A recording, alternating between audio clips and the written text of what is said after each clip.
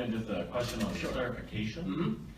At the beginning of your speech, and correct me if I'm wrong, but you said something about different groups, such as Black Lives Matter groups, gay, lesbian groups, Latino groups, that were demanding privileges, that they're demanding...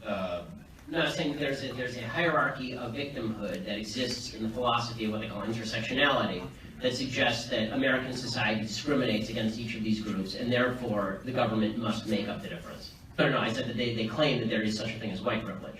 Mm-hmm. And I said that there's such a thing as victim privilege, which allows you to basically say shut up and also engage in violence. That was the exact phrase. From your perspective, what would you say that these groups are fighting for? What do you say their motivation is? I think that, like all interest groups, their interest is in large part in self-perpetuation. I think that in a lot of politics, there's an interest in self-perpetuation. And this is true for virtually all interest groups. It's true for Jewish interest groups, it's true for black interest groups, it's true for all interest groups are in the business of saying to people, we have victimhood status, we need your money to help fight it. And so, and that's, and that may be true to a more or lesser extent, but the idea that across the United States, all black people are being discriminated against, and that's the cause of the wealth gap between black and white in the United States. Or that gay people across the United States are victims of this terrible straight privilege that exists across the United States and that's manifest in broad-based discrimination against gay folks. You actually have to show evidence of that. If you show evidence of that, I'm happy to acknowledge that it exists. And more than that, I would prefer individual evidence that we can all do something about it as opposed to just saying it's out there somewhere. Okay. You've been saying a lot about how like all these people are claiming that they're victims. Mm-hmm. For you, as a white male, have you ever tried putting yourself in these people's shoes? Have you ever tried to look from their standpoint? Sure. I mean, but I don't know what that means because every individual has a different standpoint. Colin Powell's kid is not the fellow who just spoke. This idea that the idea that I don't know, when we say put yourself in somebody else's shoes, there's actually a fascinating study about this. It says empathy is bad politics. Sympathy is good politics, empathy is bad politics. Hold on. What I mean is, have you ever looked at the world through their eyes? Do you know what it's like to be gay or black or to be discriminated? Okay, so as far as discrimination, I don't claim victimhood status, even though I was the #1 target of anti-Semitism on the internet last year. Okay, I'm not discriminated against in the United States. Okay, I'm very free here. I do really well. As far as the idea that the best way to do politics, or the best way to make public policy, or the best way to discuss politics in public is to walk in someone else's shoes, see through somebody else's eyes. That's true at a very rudimentary level. You try to understand somebody's problems. But the idea that that is the basis for public policy, in law, they say, there's a phrase in law, it's called hard cases make bad law. Right? The idea is that if you have too much sympathy for the person who's in front of you, you end up making bad overall decisions. And there have been studies on this about empathy in politics. Empathy actually leads to bad policy because while you're empathizing for the person whose shoes you're standing in, you're forgetting about the effects of the public policy you're recommending on the other million people the public policy actually impacts. And so, if the implication is that my perspective is coming from a lack of empathy or a lack of sympathy, I utterly disagree. I think that my perspective is coming from the ultimate sympathy, which is I want to see people succeed in the society. And the way to make people fail in the society is by inculcating in them from the time they're 5 that they are destined to fail in a society that discriminates against them. Okay, thank you. Good evening, Mr. Shapiro. Adam. Hi. So what is your formal education background? So I guess a lot of people don't know what your undergraduate degree was in. So you don't have, you wouldn't consider yourself an expert in sociology? I don't consider sociology a particularly expert field, but go ahead. I think I'm able to read a sociological.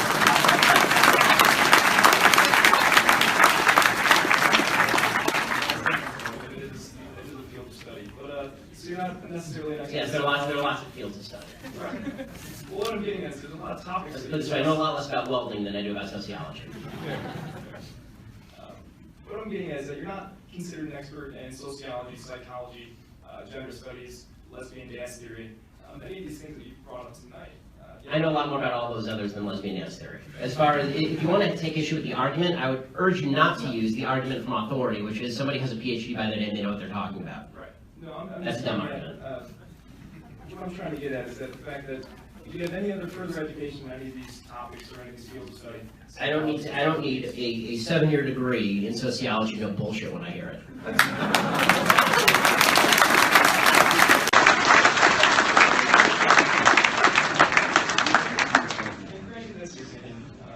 Right. Yeah, giving it.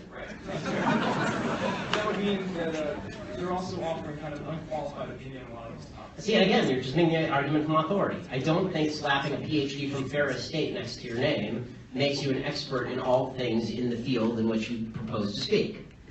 Okay, the fact is that either my argument's good or my argument's bad. Citing to my credentials is a really bad way of making an argument.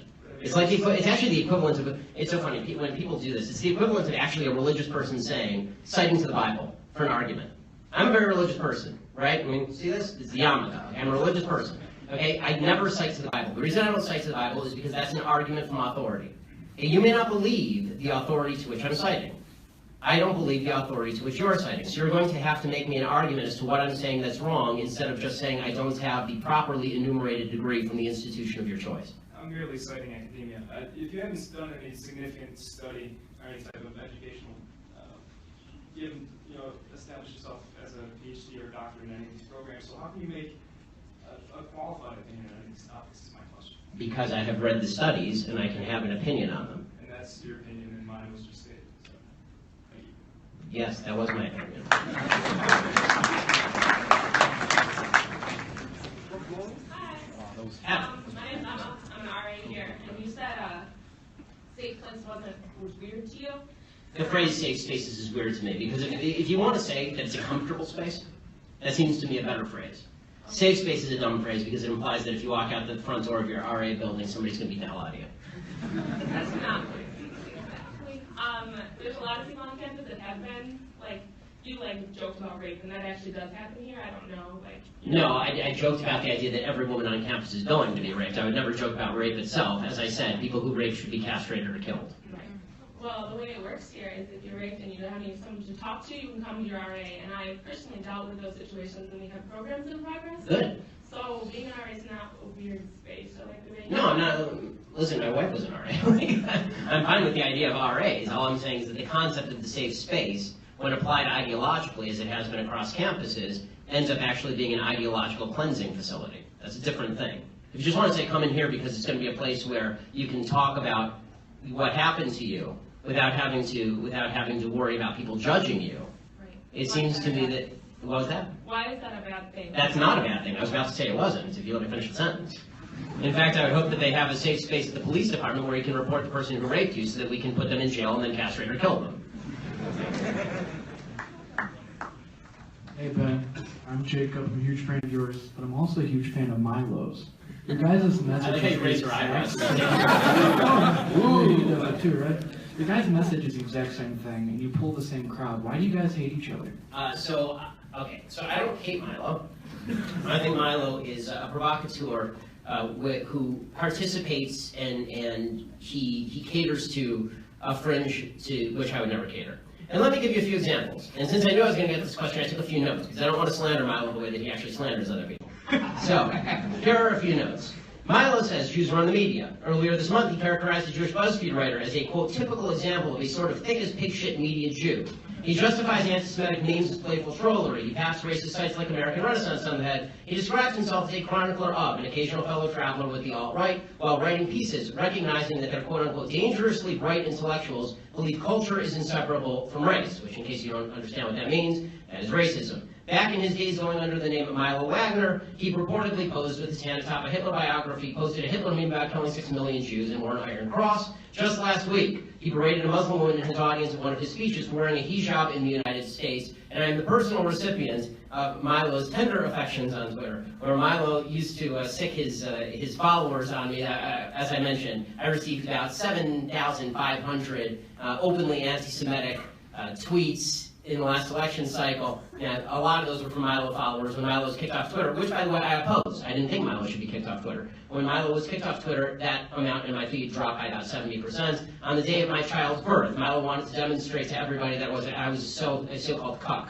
Okay, if you don't know what a cuck is, folks, a cuck is an alt-right term of art that is used to talk about people who didn't sufficiently support Donald Trump because the idea is that Donald Trump stands up for white people, and if you didn't vote for Donald Trump, you wanted to watch your wife have sex with a black man. So on the day of my child's birth, Milo tweeted a picture of me of a black child, right? Because I'm a cuck. So, that's why I don't like Milo. Is that kind of a victim stance, though? You're the kind of guy that always likes to fight this kind of stuff. I'm not a victim of Milo, I just think he's an asshole. That's why I listen to By the way, I'll note, I just spent like 5 minutes in the speech talking about how Milo shouldn't have been rioted against at Berkeley, and I oppose Milo's ban on Twitter, and I oppose everybody who's trying to shut down Milo. I think the best way to defeat Milo is either to ignore him. Folks on the left, advice for you on Milo. The only thing Milo cares about is attention. If you ignore him, he'll go away. And that's number one. Number two, the other thing that you can do with Milo is you can actually go to one of his lectures and ask him a tough question, as long as he's not doing the darling routine. Hi, Ben. I'm Tim. I am from Grand Valley, and I had dinner with you this fall. I want to thank you first because my professor asked how I want to be identified, and I did answer with Your Holiness. So I got Your Holiness in that class. That's excellent. And also, I sued my university for putting up safe spaces, and we're going to win that case. So thank you for your help.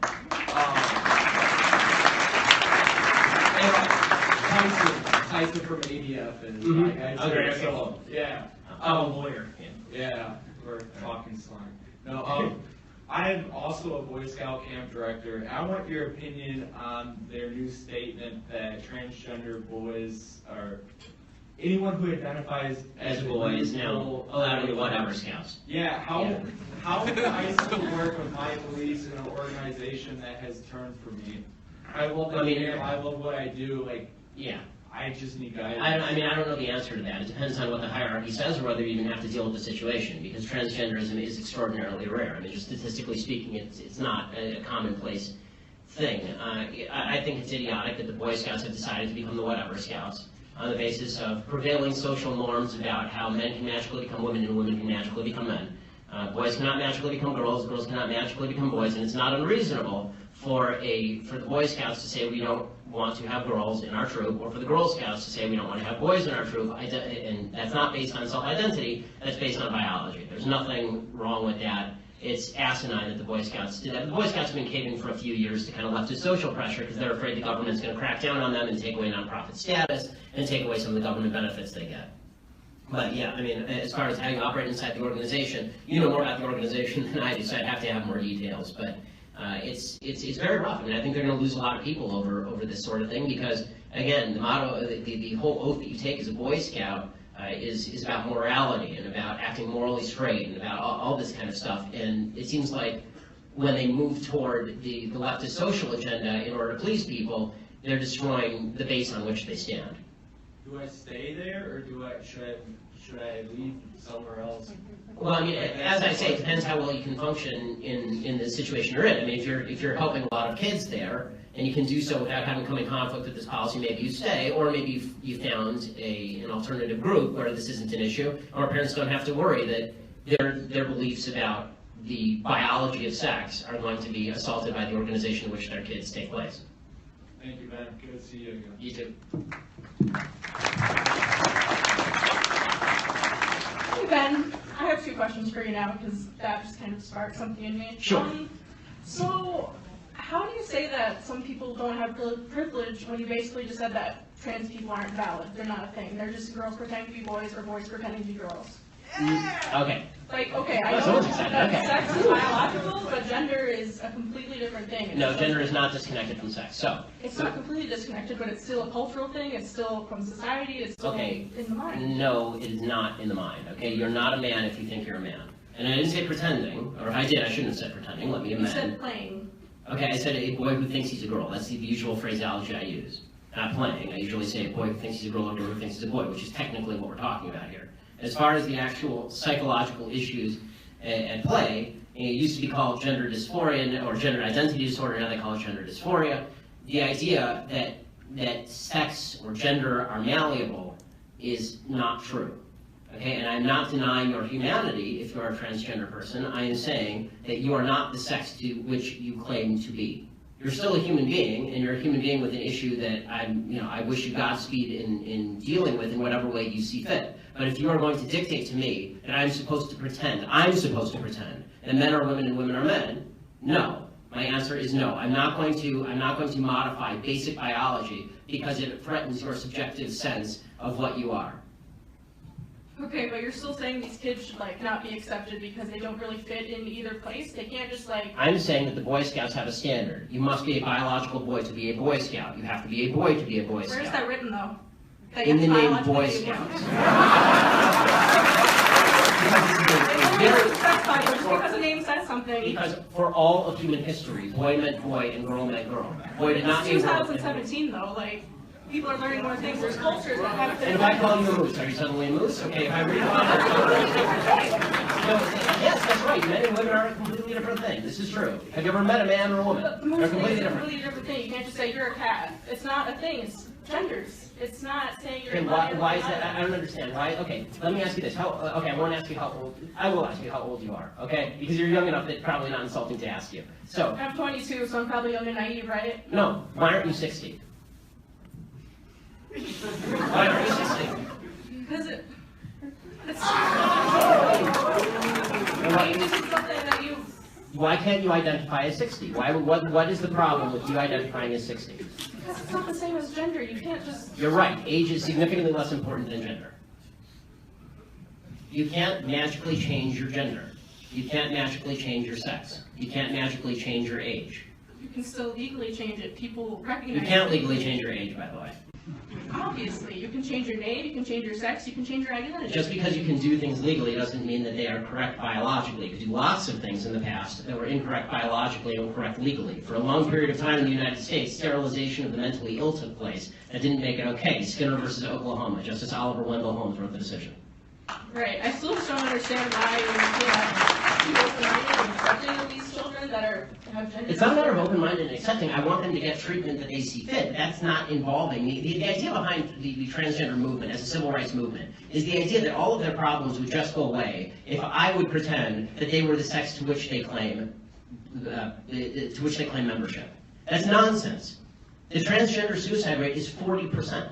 It is 40%. And according to the Anderson School at UCLA, it makes no difference. The study came out last year. It makes no difference as a transgender person or not, which suggests there's a very high comorbidity between transgenderism, whatever that mental state may be, and suicidality. It has nothing to do with how society treats you. Do you think it could be because of they're bullied at school? No, I don't think that. I do not think that the discrepancy. I do not think the discrepancy. First of all, I'm against bullying of any sort. Okay, the idea that somebody would beat somebody up is terrible. Okay, as somebody who's viciously bullied in high school, I'm not a fan of bullying. But the idea that the normal suicide rate across the United States is 4%. The suicide rate in the transgender community is 40%. The idea that 36% more transgender people are committing suicide because people are mean to them is ridiculous. It's not true, and it's not backed by any science that anyone can cite. It is pure conjecture. In fact, it's not even true that bullying causes suicide, according to a lot of studies. For example, in the black community, where the idea is supposedly that America is a racist society, blacks are bullied a lot. Okay, in the black community has significantly lower suicide rates than in the white community. In fact, in third world countries, the suicide rate is significantly lower than in first world countries. Suicide actually seems to be a privilege of the upper classes, if you actually look at it from a financial perspective. So the idea that suicidality is directly a result of people like me saying, no, men are not women and women are not men, it's not true. It's also... So you think it doesn't impact their identity at all, or their depression, or how they feel about themselves? I think the idea that you're going to sacrifice the entire society's proper definition of sex because you think that there is in legal terms, somebody with an eggshell skull, meaning that somebody who has a pre-existing condition that makes them more susceptible to criticism, that is not a way to run a society. You can't sacrifice truth because some people are going to actually suffer because of the truth. Plus, there's no evidence whatsoever that the suicide rate would go down in the transgender community in any marked way if people just started pretending that men were women and women were men. We're trying that experiment now. We'll find out whether it works. So far, no evidence. Have you talked to a group of trans people at all instead of just a group of, like, white people? I'm more... Okay, last question about your Planned Parenthood thing. So why do you think it's not about controlling women's bodies and just about the separate life? Like, after the baby is born, How come more people don't care about them? They don't care where they end up in foster care, they don't care about the mother being poor, like... Okay, I do care about the mother being poor, I do care about foster care. Okay, but why don't you advocate for that, though? Because For Planned what? Parenthood is supposed to prevent abortions. Because well, Planned Parenthood doesn't prevent abortions. They They do, perform though. hundreds of thousands of abortions a year. They perform 300,000 abortions a year. The leading abortion Where's mill in your the United States. evidence for that, though? That they perform 300,000 abortions a year from Planned Parenthood. That's my evidence. They don't dispute that. No one They disputes do, it. like, birth control and cancer I'm not screening. anti-birth control. I know, Birth but it's control only is Planned extraordinarily Parenthood cheap. that provides affordable birth control, which would in turn... Okay, prevent they're not the only abortions. people in America who provide affordable birth control. You can go get a pack of condoms down at the local CVS for $12. But condoms great, people need medication too. Yes, and it's true that most forms of birth control are also extraordinarily cheap on an annualized basis, unless you have a severe problem. Though most birth control is very cheap and readily available. And I'm not against people going and getting that from Planned Parenthood. As you may have noticed, I'm mostly against abortion. If you want to go to Planned Parenthood and get a contraceptive, go for it. I don't care. I do care when you start killing babies. This is a problem for me. But what about in rape and incest situations? Okay, so this is so Yeah, here's I the know question. it's different, yes. I mean, this is a long conversation, and I'm enjoying it, actually, which is why I'm allowing you to stay. But, but the question of rape and incest, first of all, important to know, rape and incest are not only a vast minority of abortion cases, they're an extraordinarily low percentage of abortion cases. So, if we can first stipulate that all the other abortions are bad, then we can talk about that other one. Can we do that? Are all the other abortions bad, or are those ones okay? And you're just using this as an excuse to make the other ones okay. Ah, good, someone who's honest. So, who's the honest fellow? Who's okay, yay, honest people, good, I like the honesty. Okay, so all abortions are okay. So, oh, a sign that I can't read because it has lots of words on it. Okay, so, I have one question for you and one question only on abortion. Does the vagina, the vaginal canal, magically confer personhood? Answer, does the vagina magically confer personhood? Yeah, raised hands are okay. You, sir. No, the first breath does. The first breath confers personhood. Yes. Okay, so if the baby is in the womb and is exactly the same size and has not yet breathed, and you take a knife and you stab the baby in the head, a fully formed 9-month-old baby, it is not a human. The only thing that makes it a human is when it takes a breath. It has to independently breathe. I mean, I'm going to be honest. I'm going to stick to it, yeah, because I'm also pro-capital punishment, pro-selective suicide. So I'm going to stick with it. Selective suicide? Yeah. I assume you elective suicide. I mean, elective suicide. Elective suicide, okay. I'm not going to make someone commit suicide. Right, okay, that's good, because that would be suicide every homicide. That, by the way, I'm for capital punishment too, because people who kill people should be killed, but babies who have not killed people should not. This is my basic position on abortion. So, let me just, but I'll get your answer to the one who asked the question. Are you willing to stipulate that all the other abortions are bad, just rape and incest bother you? I mean, no, I believe a woman should have the right to an Got it. abortion. So it's an excuse, right? So it's an excuse so that we can say that, so that we can take the marginal case and then say that the marginal case applies to all cases. Okay, that's again faulty thinking. But if you want me to answer specifically on rape and incest, here's my basic answer: rapists should be castrated or killed. You shouldn't kill babies. End of story. But are they ever castrated and killed? Most rapists don't even get convicted. I agree, and that's usually the left side of the aisle because the left side wants to let them out after 5 years in prison. I want them castrated or killed. I'm telling you what my belief is. My belief is not public policy at the moment. But I think, would you agree with me on that one? Can we just get a little agreement to finish this particular power life? Okay, should rapists be castrated or killed? Well, yes. Okay, good, yeah, we agree.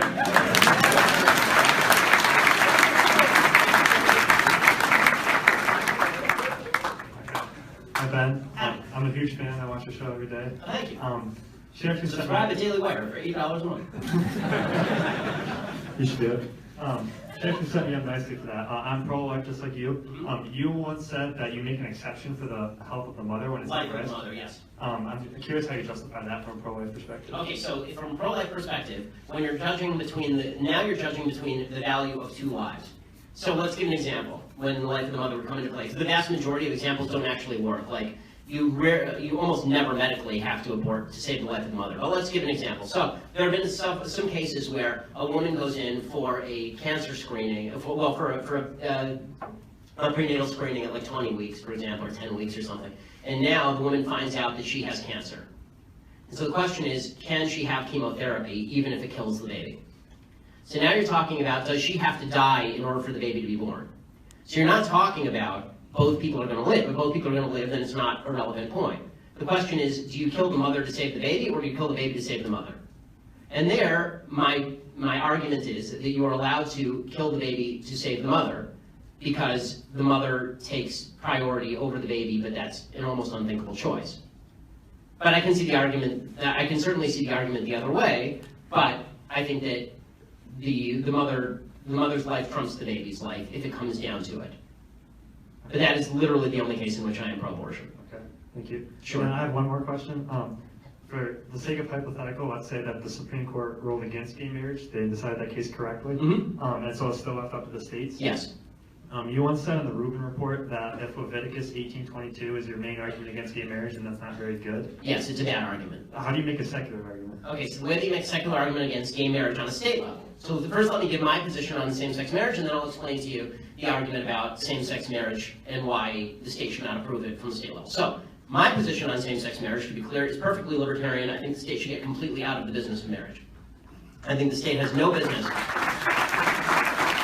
telling me who I can and cannot marry, and that is on a religious basis. I have 2 marriage certificates. I have one from the state of California. I have one from my rabbi. The one from my rabbi is the one that matters. The one from the state of California is buried somewhere in my garage.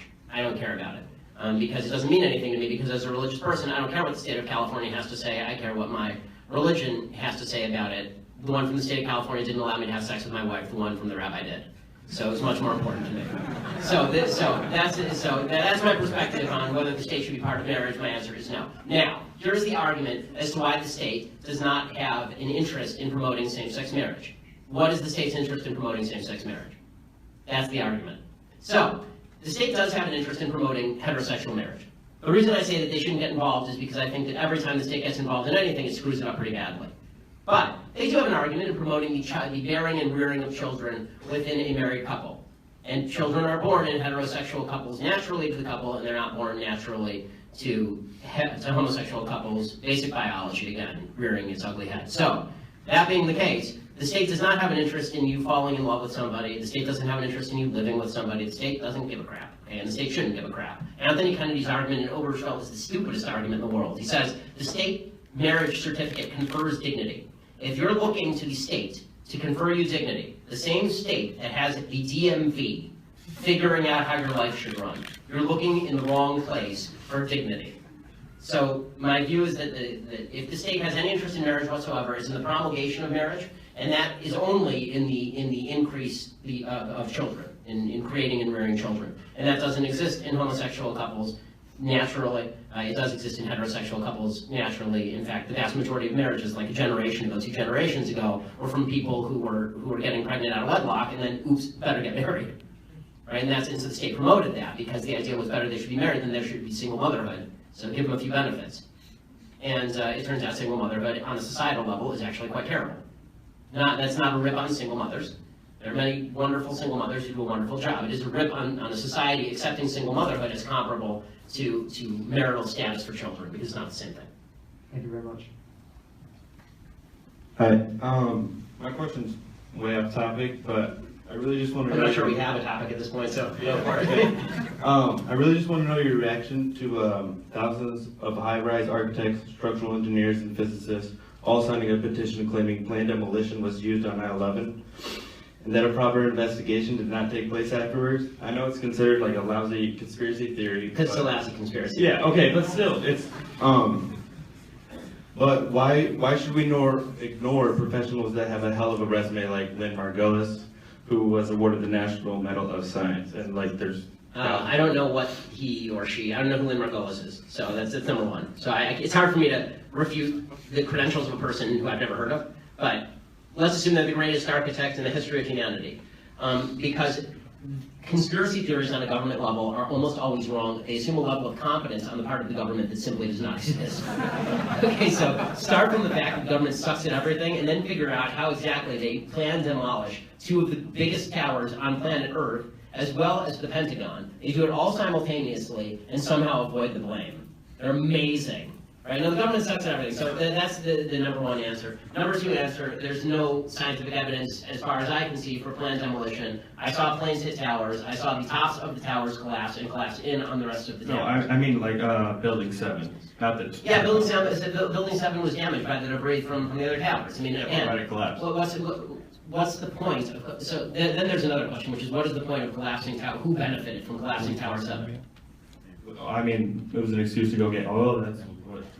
Okay, so they had to collapse, so you're telling me they could collapse the Pentagon and the other two, but they didn't. They collapsed Tower 7 because they want to get, so like killing 3,000 Americans in the other two towers wasn't enough of an excuse to go get oil that we never got, by the way? By the way, they're really crappy at getting oil if that's the case, because all the oil went to the Iraqis. Like all the oil ended up getting pumped into Europe. How much profits did the United States make on the war in Iraq? Anybody? Yeah, we lost a few $1 trillion on the war in Iraq. That was a really badly planned war for oil. If that was, but then you say, wow, they're really bad with the war for oil, but they're really good at demolishing buildings and keeping it a massive secret. Again, everybody's giving everybody a little bit too much credit here. Okay, this is the fact is that conspiracy theories tend to crop up around people who are looking for a sense of order in the universe that just doesn't exist. And they're just looking for a plan, and so it must have been planned. It was planned. It was planned by Al Qaeda, and they took down a couple towers and killed 3,000 Americans, and then we kicked their ass. Okay, but I'm not saying the government did it. But why can't we just acknowledge that planned demolition might have happened? Because I have not seen any evidence of planned demolition. So if you want to show me evidence and I find it convincing, So can I DM you on Twitter a documentary? you can send me a documentary, and I'm happy to watch it if I'm ever in the midst of preparing for a colonoscopy and I have nothing better to do. I can't guarantee I'm going to spend 45 minutes watching a conspiracy theory documentary about the collapse of Tower 7. Okay. Hi there, my name is Alex, and I'm also a big fan. Just finished reading Brainwashed. Like you, I'm not really a big fan of Trump. However, I do believe he's better than the alternative. Perfectly reasonable argument. Right, so I was curious on how you would justify not voting for president. How did I justify not voting for president? Yeah. Okay, so there's two ways of viewing voting. One way of viewing voting is that your vote is basically a coupon that expires the day after the election. You have to do it. Right? Your vote is, otherwise what's the point, right? Your vote expires, what's the problem? You pick one of the two, one of them's going to win, you vote for one of them. That's one way of viewing voting, and that is that it's just an instrument of policy. And if it were just an instrument of policy, I probably would have voted for Trump. Now, if it's not just an instrument of policy, then you have a different standard for your vote, which is, okay, neither of these people meet my minimum standard to be presidents of the United States, and therefore I am not going to cast, I see my own vote. Now, admittedly, I'm in a kind of a weird situation because as a public commentator, a lot of people want to hear my opinion on these particular issues. And so I think that my vote does show moral approbation for a candidate. That's why everyone cares about my vote, right? I'm in California. My vote doesn't matter squat. And my vote, he lost California by a bajillion illegal votes, supposedly. It's two ways of viewing a vote. I think my way of viewing a vote is better. The reason I think that my way of viewing a vote is better is because if everyone applied my rule to voting, we would get good campaign history running against each other, and then you have to decide whether you would like the, as they say on South Park, the turd sandwich or the giant douche. Right? And you may be happy that one or the other got elected. I mean, I'm very happy with some of the policies that Trump has pursued in the first 2 weeks. I think Trump is still Trump, so, that's the downside. But that's my view of not voting in this. He didn't earn my vote. Maybe he'll earn my vote for re-election. I'm open to that. So if you vote from a moral standpoint, why wouldn't you write in the candidate who you thought would be a better choice? Because I guess I could write in like Winston Churchill, but he's dead. I mean, he wasn't eligible anyway. He wasn't born here. I mean, his mom was an American citizen, so arguable. There weren't a lot of people who, I'm not sure. At that point, it was like I was too lazy to write in a name, I guess. Okay, thank you very much. There's been a whole lot of disagreement between both political parties, and they're not real close to agreeing on anything. Are there any areas where you actually have found that you disagree with the Republican Party over time, or think they've even gotten too conservative? I am, as I say, libertarian on the issue of marriage. I'm also libertarian on marijuana decriminalization. So I think that the government sucks at that too. Again, my basic rule of thumb is the government's terrible at everything. So that's one area. I have significant qualms with the sort of halo effect that has accrued around Donald Trump after winning. The idea that when he says something bad, now it's good because it's Donald Trump. I think that's asinine. And I'm seeing that from a lot of people in my own party. which is, okay, he says something ridiculous about how America is just like Vladimir Putin. We kill people too, right? When this happens, like, no, that's bad. And I'm glad you like his tax policy, that's still bad. And if Obama said it, we'd be out in the streets all pissed off.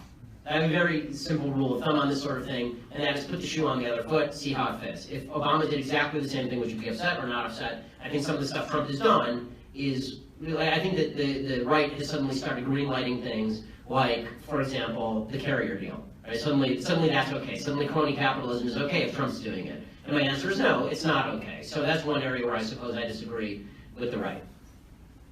Are there any areas where you actually feel like you agree more with the Democrats, given that most people seem to not entirely be on board with their party at times? Well, I wish that the Democrats were less them. It's hard to find an area of agreement with the Democrats because everything is done so militantly. So, as I say, I'm libertarian on the issue of marriage, but they're not. Right? The Democratic Party position is that they'd like to cram down gay marriage from the state level on religious business owners, for example. So their basic philosophy is not my basic philosophy. It's going to be hard to find points of agreement with the Democratic Party on any of this stuff. And so, I mean, we have to go issue by issue. My guess is that there are probably areas where more moderate Democrats agree with me, but I would see that as them moving to me, not the opposite. So. Hi.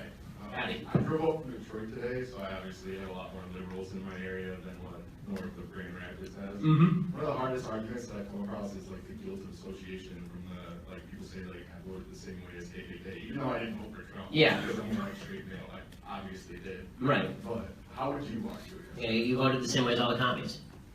I mean, right? I mean, that's the argument from association is a terrible argument because it assumes immediately that you are associated personally with the people who acted in the same way. This is like the argument that whenever people say it's just like Hitler, right? When people do that routine, he's doing this and it's just like Hitler. Yeah, Hitler had a dog.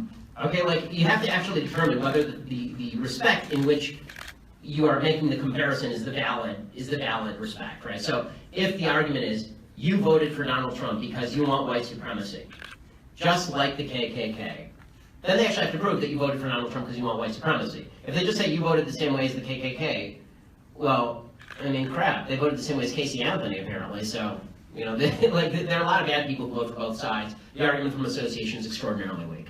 All right, and then I kind of have a favor to ask. Sure. This election, I didn't know who to vote for, and I ended up voting third party. Mm-hmm. The favor is, can you run when you are actually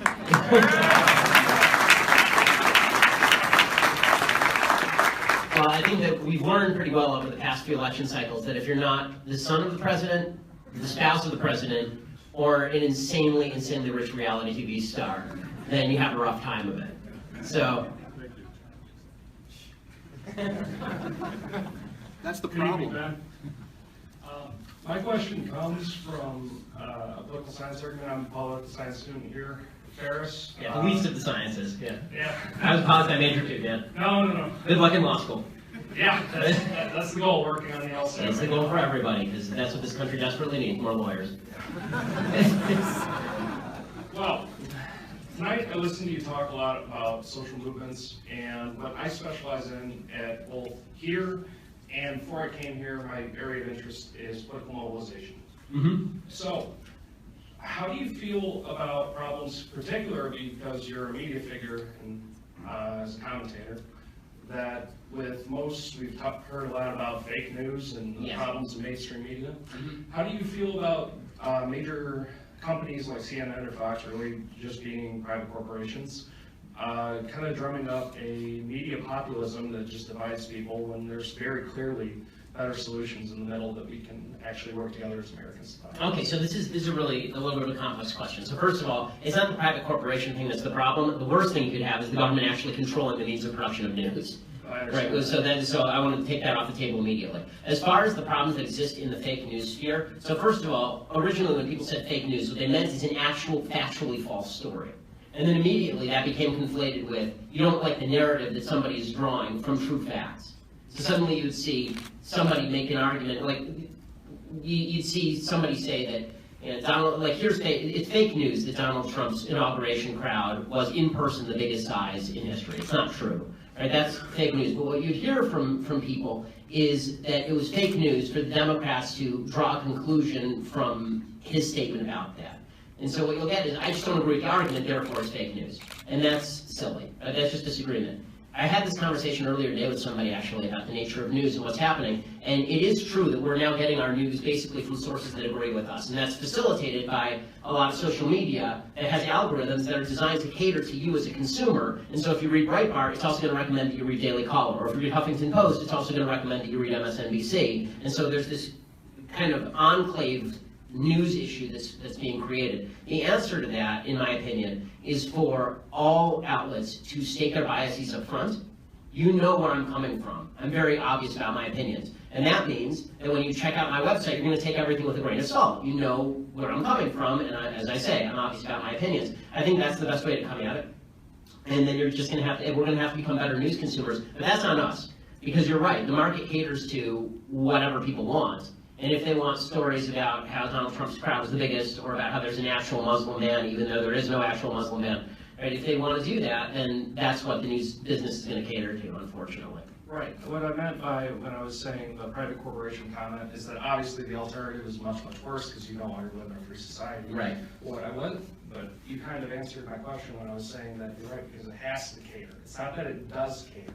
Right. Now, the market dictates that you're going to cater to the market, but the answer is change the market itself, meaning that people are going to have to decide that they actually care about truth and not just about reinforcement of their agenda. And that's actually going to take a sea change. It's going to take a little bit of intellectual honesty on both sides. And I'm not saying it from either side right now, very much, actually. No, the problem really comes from both sides. But again, as someone who's really interested in mobilization, I don't know if you were particularly interested in that when you were studying political science.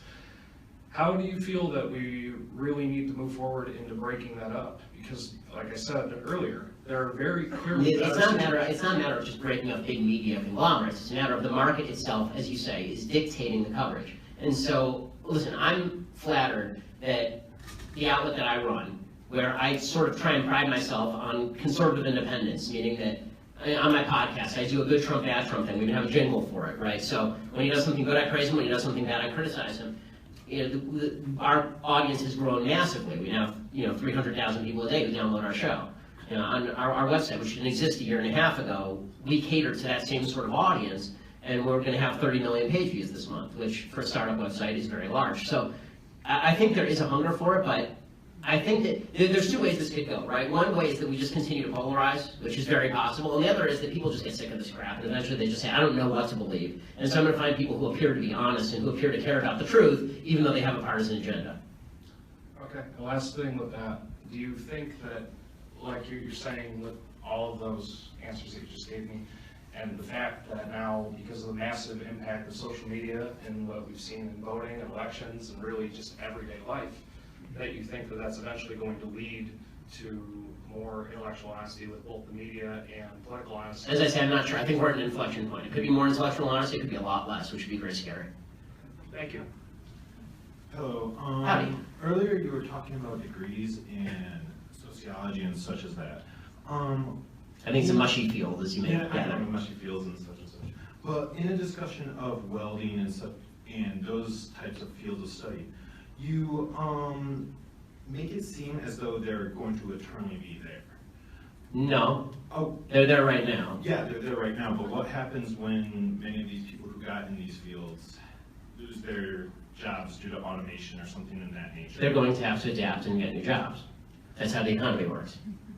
But what happens when the automation takes away a majority of the jobs that we can just shuffle our fingers to do? Yeah, so this actually... Would you pay a person $10 an hour or buy a robot for $900 if it can do Yeah, so automation is actually a really good question, and where we're going as a society in terms of the rise of technology, there are a couple different theories about where we're going as an economy as technology takes over more and more of our lives. So right now, for example, everybody is very hot on Uber and Lyft, which is fantastic. They're great services. What happens when we have automated cars, right? And all the Uber and Lyft drivers are out of business, which is not that far away because Google has an automated car. So there are two possibilities in the economy, and then there's a possible solution on one. So forgive the complexity. here are the two possibilities. One is the economy gets ever more specialized and a bunch of jobs are created in fields we don't even know about yet. So for example, the idea 50 years ago that you'd have chains of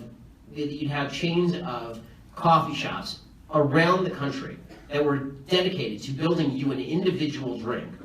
People 50 years ago would have thought you're a fool. You're a fool. Like, you could literally walk into any diner and for 5 cents you could plunk down and get a cup of coffee. And now you're going to pay $7 for a venti, latte, mocha, cappuccino, frappuccino with pod.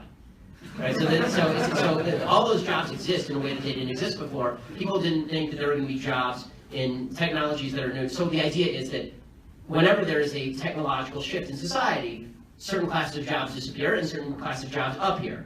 Right? All of the wheelwrights disappeared when the car was invented, and then there were a lot of manufacturing jobs in cars, and then those went away, and there are a lot of information technology jobs. So that's the optimistic possibility. We'll put it that way. In that case, you don't have to do anything. Then there's the pessimistic possibility. The pessimistic possibility is machines get so good at everything that basically you have an IQ bifurcation in the society. People who are really creative and doing work that machines can't do, those people have jobs and everybody else is screwed. Right? All the low-level workers, they're screwed. I think that's a little bit of ways away.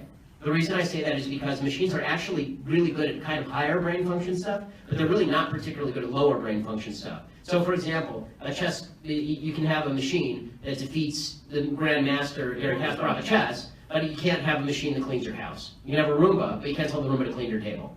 Right? It doesn't know how to actually make your bed. So you're actually going to have to hire people to do manual labor because the human brain is developed very sophisticated actually in terms of motion, but not as sophisticated in terms of logic. But that's again, answering around the question. Let's assume the worst case scenario, everybody loses their job except for the select few at the top. Then you have to start talking in terms of Milton Friedman's universal basic income. Okay. Right? Then you do have to start talking in those terms. Once the entire society is incapable of working, then you have to talk about universal basic income. The good news is that the machines are producing everything in plentiful amounts, so scarcity is also alleviated. So the scarcity problem also disappears in large measure, and everybody's really prosperous and sitting around doing nothing. Then the biggest problem you have is people just having nothing to do and beating the crap out of each other. Because when people are bored, they tend to do bad things. Turn it into Star Trek. Right, exactly. If you have the replicator, then theoretically everything, everybody's rich. And so they can do whatever they want. They find all sorts of fun activities to do in their off time. They go and learn cooking or something. But in reality, bored people tend to do bad things. So we'll find out. Hi Ben, I'm a big fan. My name is Bryce. I remember you. How's it going? You remember me? That's actually surprising. Yeah. So I have 2 questions for you. I'll try and keep them short because there's a line. So I've had this question for a while of how do I debate abortion at my school, U of D, without statistics, because my friends essentially disregard them. It's really irritating, actually. Mm-hmm. So I'll answer that one and then you can do the second. So the way that you argue everything, as you've noticed, is I tend to argue, I have statistics at my disposal, but I like to argue better on moral grounds, because the arguments that people find convincing are ones that appeal to them on a moral level. It's what Republicans do worst. Republicans tend to argue on efficiency grounds and statistical grounds. Abortion isn't bad because lots of them happen. Abortion is bad because each individual abortion is a tragedy for the human life that's being snuffed out. That's why, that's the argument against abortion, not an economic argument about the productivity of society and we need more babies to pay for Social Security. Okay, so my second question is, how do I deal with my friend who literally punch me when we're having an argument? You shouldn't be friends with that person. That sounds like a bad person. Okay. I'll try that. Hi Ben. So I'm a libertarian, so I share a lot of similar views about the role of government in our lives. Mm-hmm. Obviously there are places where we disagree, maybe on some immigration or foreign policy. But a big thing we... Probably more on foreign policy, depends on what we're going on immigration. Right. But a big thing we agree on, obviously, is fiscal responsibility. And recently, about 2 months ago, second week of January, Republicans voted on a budget that added $9.7 trillion to our national debt. Yes, indeed, they did. Yep, for the next 10 years, and using the excuse that it had reconciliation instructions for Obamacare, which could have been put into any budget. And 2 or 3 months ago, some friends introduced me to your podcast. I've listened to every podcast, and I could be wrong, correct me if I am, but I don't remember you bringing that up. And No, I hadn't talked about that actually, so I'm happy to talk about it now. Blowing out the budget is a terrible idea. Yeah. So this idea that you're going to, you're going to incentivize growth and you're going to grow your way out of budget deficits. Bush tried that. It actually worked a little bit. If you look at the size of the budget gap, it actually decreased over the course of his presidency. If you look at Ronald Reagan, did the same thing. It blew up, and then it started to decrease because of the size of the economy. But I don't think that we should make economic growth decisions based on how much money we can give to the government. This is where I disagree with the fundamental premise of the Laffer curve. The Laffer curve is right? For those who don't know the Laffer curve, the Laffer curve was named after Arthur Laffer. His basic economic theory was, if tax rates are 0, the government takes in 0 money. If tax rates are 100%, the government takes in 0 money because nobody works. And so somewhere in there is sort of the happy medium. The reason I don't like that argument is because I don't think that economic growth should be predicated on how much money the government can take in. So, I would prefer that they go through and slash wholesale. I think there are lots of programs that ought to be reverted back to the state level. The federal government has no business in them. And again, they've been signing off on bad budgets for years, but that's because the American people tend to have this bizarre notion that they can slash and burn budgets, but it will never impact a program that they personally like. And there are statistical reasons for that, actually. But in the end, if you're going to cut government, you actually have to cut government, not just cut taxes. So to add on to that, just another question. Yeah, so I think it was just one Republican member of the Senate, Rand Paul, voted no on that budget, and it was about 7 members of the House, including Massey and Amash. Amash, yeah, of course, Amash. So, yeah, he's kind of local here, but yeah, he's right on that, by the way. Yeah, so I was wondering, taken spending lots of money. I think that it's going to be incremental. Also, the vast majority of spending that's happening is on these massive entitlement programs. It's not on defense, right? Defense is 20% of the American budget. Virtually the rest of the budget is taken up by Social Security and Medicare and Medicaid and all these massive entitlement programs. And this is why this actually is a problem for Trump. The one thing that Trump keeps saying is he's not going to touch the entitlements, he wants to expand them. So this is where, in the end, if you actually want to cut government spending, you're going to have to get on board with entitlement reform, which is a very, very dangerous third rail of politics. If you're going to do it, now would be the time to do it. Trump's also not the guy who wants to do it, so that's going to be a significant conflict inside the party, for sure. Thanks. Hi, bud. My name's Chris. I'm a huge fan of yours. I was just wondering, I've got a bit of debt, and it's mostly medical bills and college tuition. If we were to move to a free market approach in healthcare or education, what do you think would be the benefits or maybe the detriments to the society? Okay, as you may have noticed, I'm a big fan of free markets. So here are the benefits with no detriments. Congratulations. So the benefits to a free market approach to education are very simple. No one funds your education if they don't think it pays off. The big problem right now, you have government sponsoring education. How does the government foreclose? Let's say that you got your degree in something absolutely useless and then you went and worked for 20 grand a year. How does the government come and foreclose on your degree? They can't. It's not something material. This is why education loans, when I went to law school, I had private education loans at a pretty low rate of interest. Why? I was going to Harvard Law. They knew I was going to get a job afterward and pay it back. So it's a good bet. And that means the banks have a better fix on what exactly is going to pay off. You'd also get rid of half the staff at a lot of these universities who are teaching silly things that don't matter. So that would be a side benefit. As far as health care, the biggest problem in health care is undersupply of medical care. Everybody likes to talk about medical insurance. Medical insurance is not the biggest problem. The biggest problem is that you have scarcity. Not enough doctors, right? Not enough doctors who are capable of doing what you want. Because if there were enough doctors capable of doing what you want, in a free market system, they would be competing with each other, and they would be therefore providing you the care more cheaply. Right now, medical insurance is not medical insurance, it is medical care. Right? So the idea is that you have to go through your insurance company every time you visit the doctor for a cold, or the flu, or something. And that's silly, and that's how you run up medical bills. And then they also have then the doctors have an interest in charging a higher rate to you if you don't have insurance because they want to force you into the insurance system in some ways. So what really should exist in the insurance system is basically catastrophic insurance for if you have cancer or if you have, you break your leg in some sort of car accident, something really bad happens, now you're covered. And that's what you pay for, right? And that's what insurance companies would insure you for. No insurance company in their right mind would insure you for colds because they know you're going to get them. Right? It's silly. You wouldn't have a cold insurance company. You have a health insurance company that covers the whole thing because it's so heavily regulated. But the reality, my wife's a doctor at Kaiser in California, and the fact is that if you want to incentivize more doctors to go into the business, it's incredibly rigorous to become a doctor. You have to go through a hugely long process. It's incredibly expensive. You have to work at a residency for crap pay for years. And then you get out, and then the insurance companies are going to jack you around for certain rates of reimbursement. If you want better medical care in a free market system, it wouldn't happen immediately. The transition is the hard part. If you actually had a free market system, what you would have is people paying more money, but you'd also have more insurance, because presumably you would know that if you don't have insurance, then you would go bankrupt. There has to be a market incentive to buy insurance. And this idea that everyone can equally have the same access to health care, that ends up with scarcity, as it does in Canada, where you're waiting 6 months for a hip replacement. Thank you. Sure. Hi, I'm Ben Swanson. I'm a senior at the Big Rapids High School, and I'm a hardcore libertarian. I can tell by the way you wear your belt. Absolutely. I have like a psychic gift for being able to tell how people are politically. Oh, I'll hope to learn that talent. So, my Myers-Briggs type is an INTJ. I've been described as a machine, an encyclopedia, and a jackass. I have very little emotional empathy. Welcome to the club. Exactly. I thought we might have some brethren there. So, in 7th grade, of course, for me, this was when the GOP debates in the 2012 election were going on, and I realized that the only two human beings who were making any logical sense on the stage at the time were Dr. Ron Paul and Governor Gary Johnson.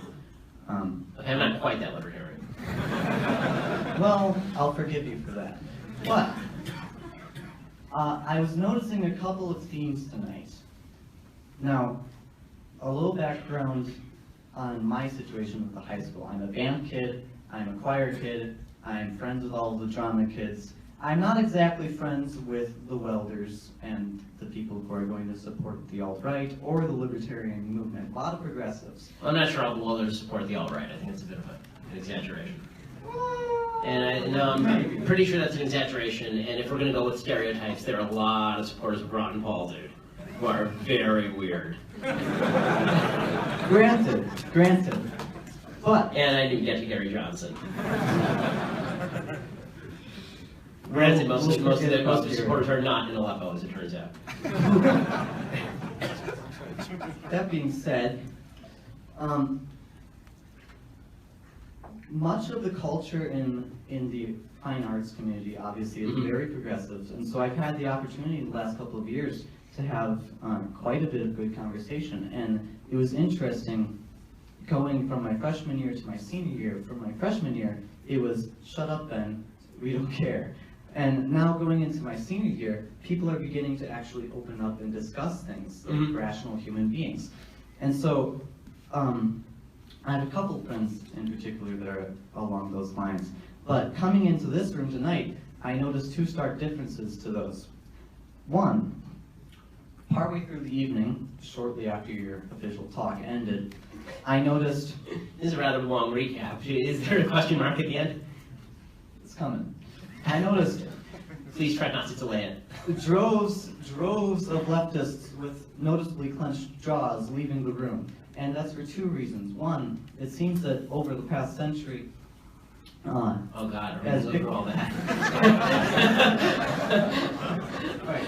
So as victimhood culture progresses, and as free thought dies, essentially, as people are leaving the room, that's for two reasons. And I have a personal challenge to you, which sounds more absurd to me than it does to you, trust me.